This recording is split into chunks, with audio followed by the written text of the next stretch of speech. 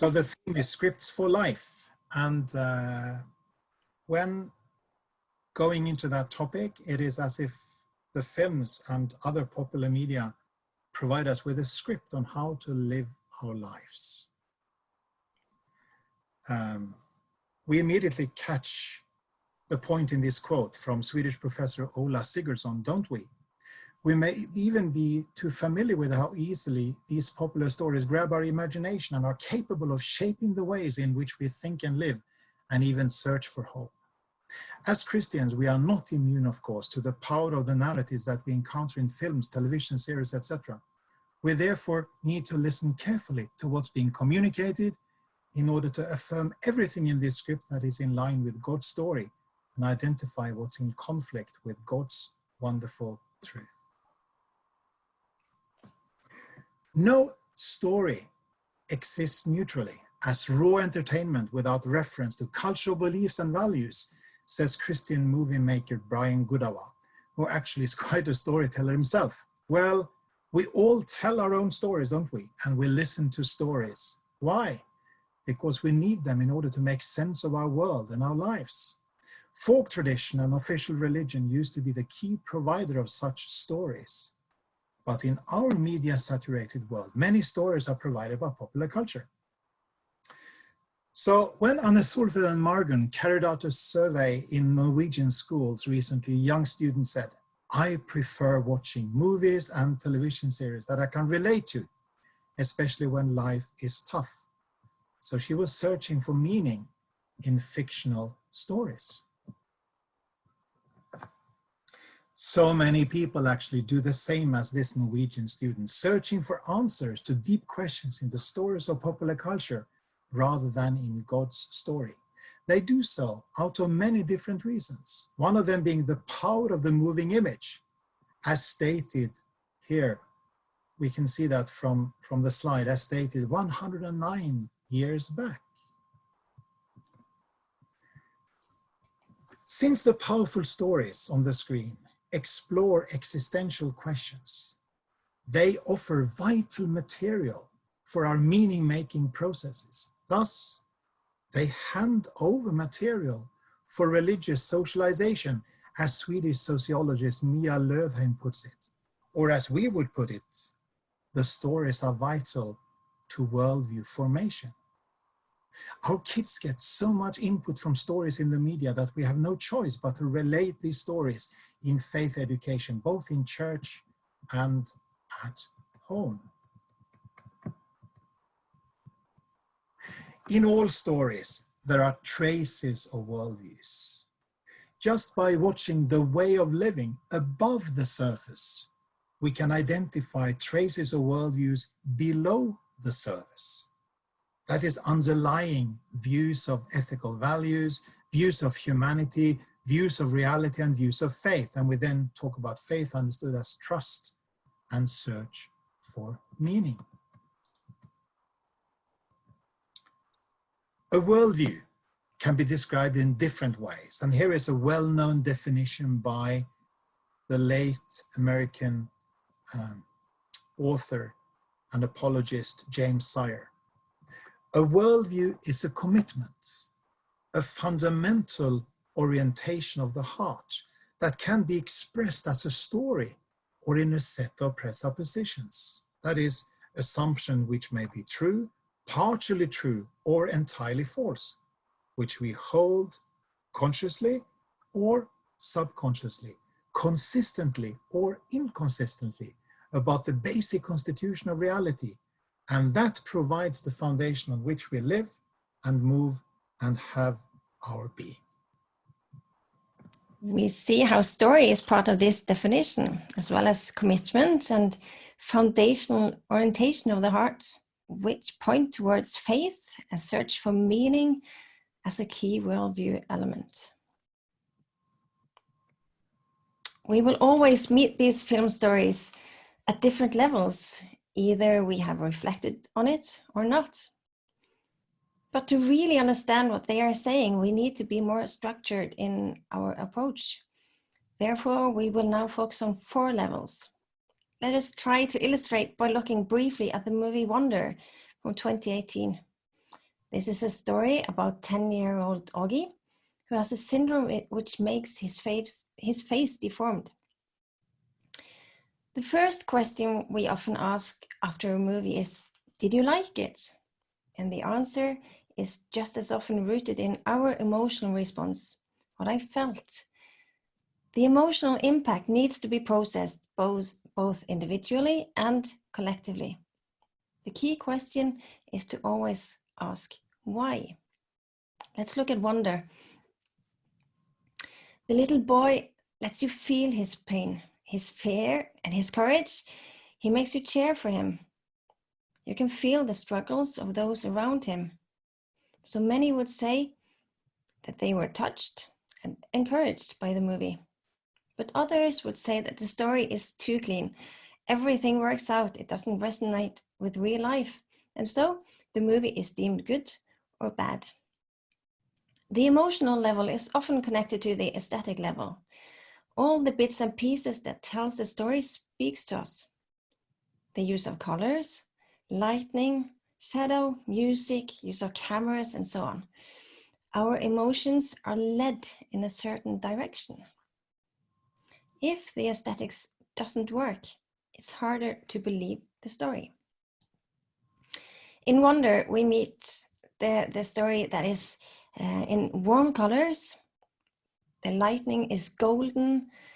That makes us feel that we can trust the parents. They want everything good for Augie. The camera angle from the roof when he enters the school building is from the top down.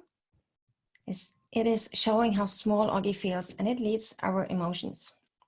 These two first levels from the preparatory stage, they need to be taken seriously to understand the deeper layers of the movie. The next level is the analytic stage, from the perspective of worldview theory, beginning by observing what's going on in the story. What are the characters saying and doing? I find that often commentators from a Christian tradition stops by observing the values that can be identified. This is important, but we have to do as Lars demonstrated with the iceberg model, to go deeper, to see what the dialogues and actions point to regarding the underlying worldview or worldviews. We have to ask ourselves, not just about ethical values, but also about the views of humanity, the views on reality and faith. The worldview elements point towards worldview traditions and trends. In Wonder, we see the view of humanity. It's consistent with both secular humanism and Christianity. All but two characters says that every person has the same value. In other worldviews, his facial deformations might have been considered a punishment for something he or his parents had done. His condition might have been connected to guilt or shame. It's not in the movie. When we have gone through all of these levels, we are able to identify points of contact and points of tension in the fictional universe when compared to central proposition in Christian faith, the story with a big S. In Wonder, from a biblical perspective, we can affirm the unique value of every human life, the need for forgiveness that the film displays. But the Bible can also explain why we believe every human life is precious and that forgiveness is needed for everyone. What we have just illustrated is what the well-known theologian and author John Stott called double listening. Here's a quote from him that explains this expression. We listen to him in order to believe and obey what he says. We listen to the modern world not in order to believe and obey what it says, but in order to understand its cries of pain, the sighs of the oppressed. And it seems to me that relevant communication grows out of this process of double listening. So, thumbs up and thumbs down. That is used in so many different contexts and therefore carries with it a lot of connotations. Still, it's very handy, if I may use that pun, to use this tool when talking about films and other stories with young children, and even with older ones. It's such a good entrance point for media awareness. Starting with the emotional, the immediate response, and then the question, why? It has actually been quite a few wow experiences, both for Margot and myself and for the parents when doing this in church settings. As a moderator, though, one needs to be prepared for surprising answers from the kids, of course. But most often, the surprise is linked to quite deep reflections from young viewers. As for instance, when watching Disney's Moana, one may get to hear, I liked how Moana helped her people, but not how her grandma supposedly lived on to help Moana. Only God can do that. But what a serve in order to carry on the conversation. Quite often we find that time and context allow for a bit more than the 2 thumbs. Thus, we develop from 2 thumbs to the 5 fingers. It is still a very simple tool, but it gives a bit more help to reflect. Actually, starting with the little finger, giving the kids some hints when trying to identify the overall response to the film. Is it funny, exciting, scary, sad?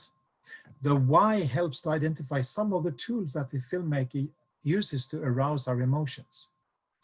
The ring finger may be hard sometimes, how to single out what I enjoy the most. A very good exercise.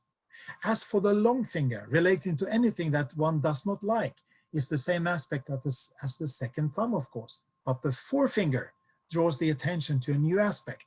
Whom would I like to be in the story? And why? Not the least, the why opens up for deeper conversations, as do the thumb. Here one hears the echo of what would Jesus do, of course. This is a good way of illustrating that Jesus is interested in all areas of life.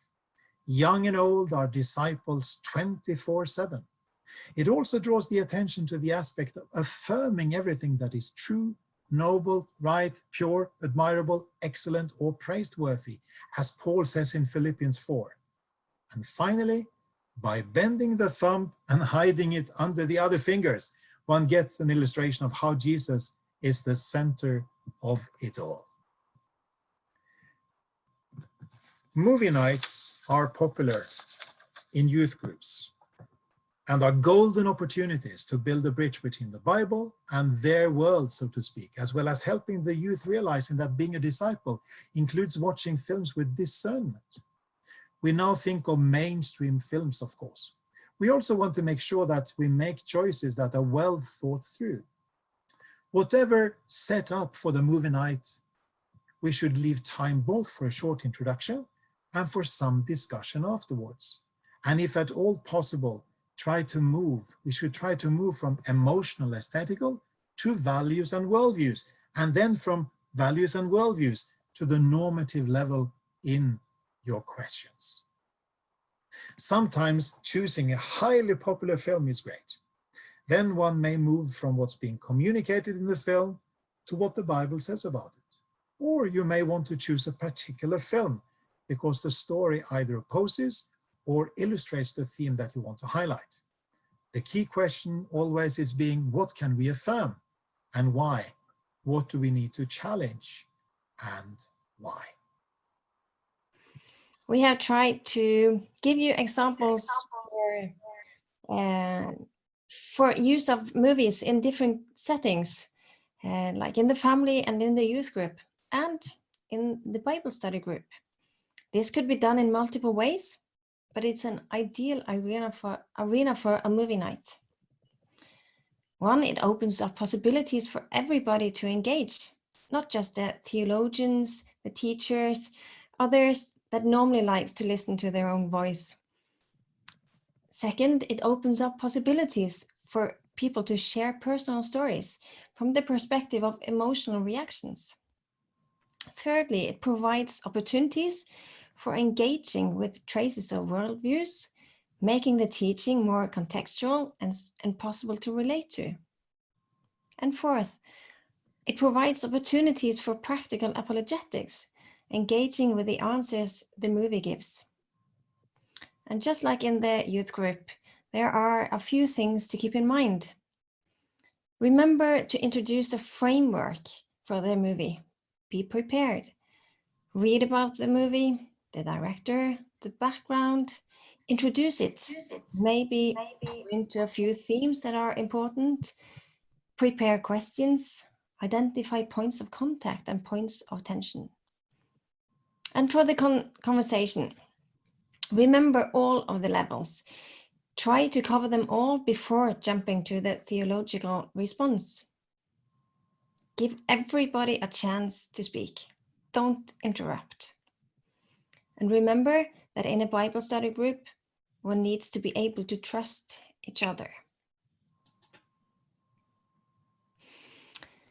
Remember what Lars started with. In our media-saturated world, many of the stories we use to make sense of the world and of our life are provided by popular culture. But these stories are often used as an escape as well. The survey Margen and I did among young students revealed that many choose fictional stories that are far from their own life in order to forget and to dream. And these stories do not necessarily give them the tools to handle their own life, their situation. This is one of the reasons why film is a tool that can be used from the pulpit to build a bridge, to affirm and to challenge, yes, even to demolish arguments and every pretension that sets itself up against the knowledge of God, as Paul says in 2 Corinthians. This can also be done in several ways. I have found it helpful to just tell the story from the film, or just to use a still image as an illustration, or even for the audience to reflect on. And of course, we can use a clip or a scene from a movie, keeping in mind the copyright issues. This picture you see on the slide is from a scene, maybe it's well known for many of you. It's from Avengers Endgame from 2019. It is a kind of scene that I have had to wait for a few months before using. It spoils the ending. There's a whole hashtag thing going on with "Don't spoil Endgame." I won't do that.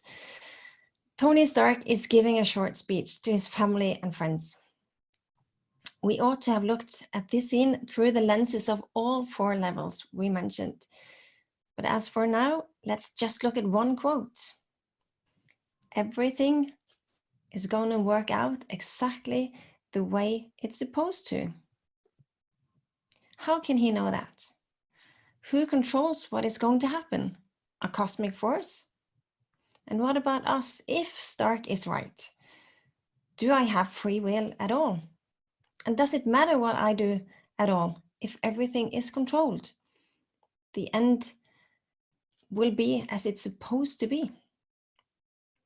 Everybody wants a happy ending, right? But it doesn't always roll that way.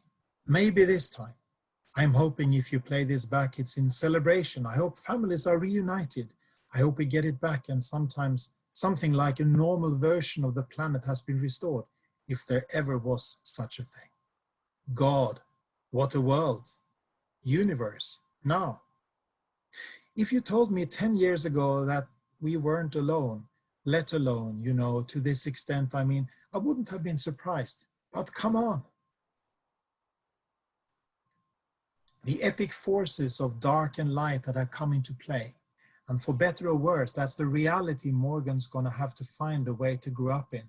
So I thought I'd better record a little greeting in the case of an untimely death on my part. Not that death at any time isn't untimely. This time travel thing we're going to try and pull off tomorrow, it's going to be scratching my head about the survivability of it all. Then again, that's the hero gig. Part of the journey is the end. What am I even tripping for? Everything's going to work out exactly the way it's supposed to. I love you, 3000.